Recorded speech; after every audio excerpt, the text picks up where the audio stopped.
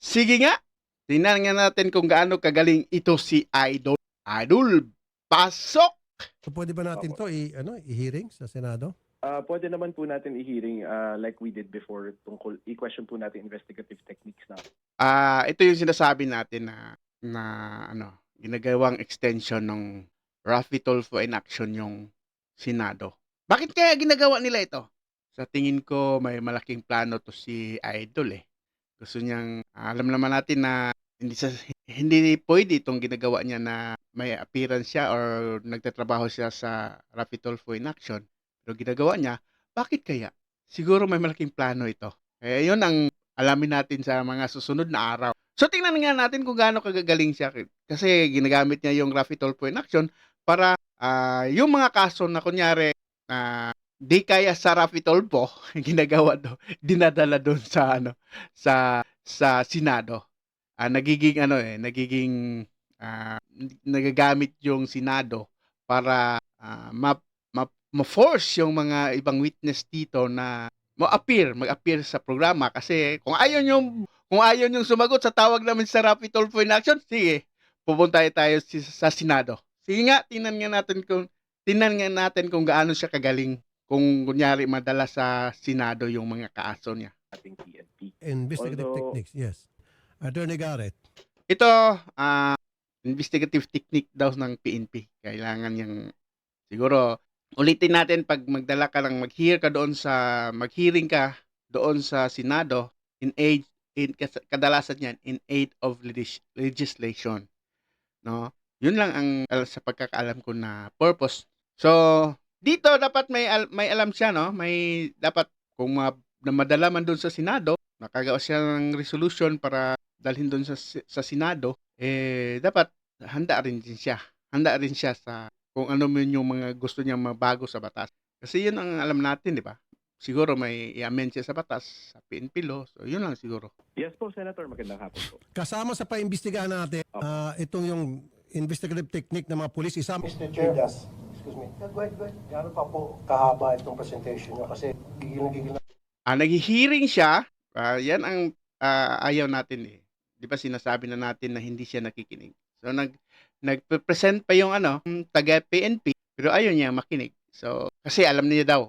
So paano naman yung iba? So paano naman yung iba nga gustong malaman yung totoong gustong i-present ng PNP? Siya atat na siya, gusto na siyang magtanong eh. So ewan ko. Hearing kasi, 'di ba dapat senador yung hearing dapat makinig ka, 'di ba? Para malaman mo yung katotohanan, buong katotohanan. Kakaiba din to si Idol eh. Ako magtanong eh.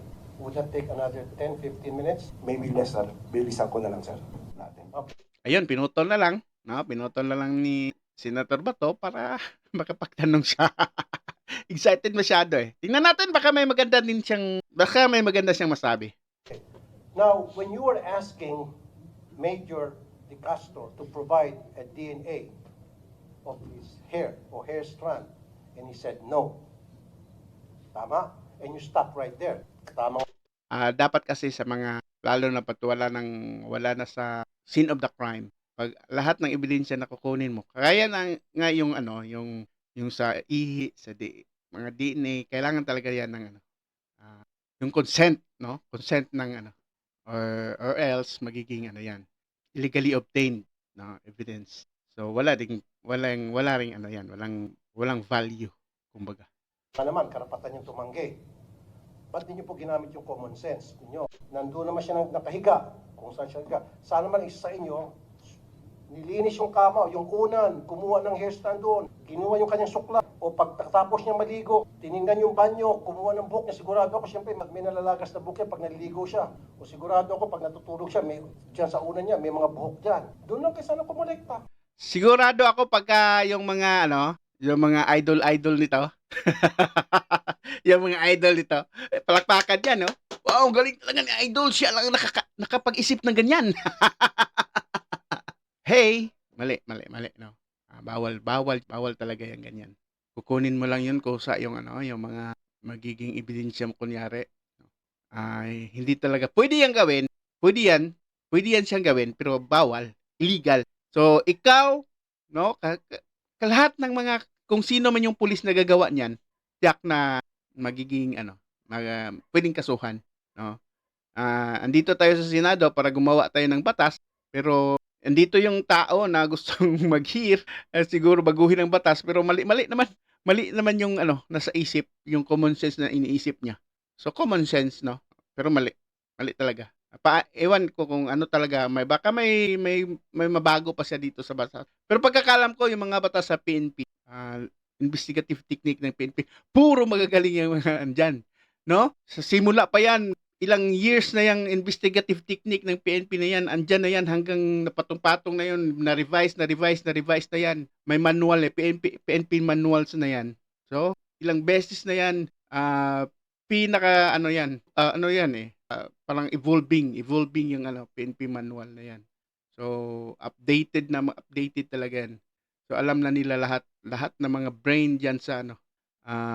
So wala na talaga siyang maaring baguhin dito, no. Kagaya, ewan ko kung pwedeng baguhin yung ano para sa iniisip niya. Ba't niyo po ginawa? Kasi palagi niyo sinasabi sa akin, ayaw po, hindi natin pwedeng pilit yan. Tama nga naman, karapatan niyo po yan na tumanggi. Tama nga naman, I agree with you. Pero gumawa kayo ng diskarte. So kung ang gusto niya malaman lang, kunyari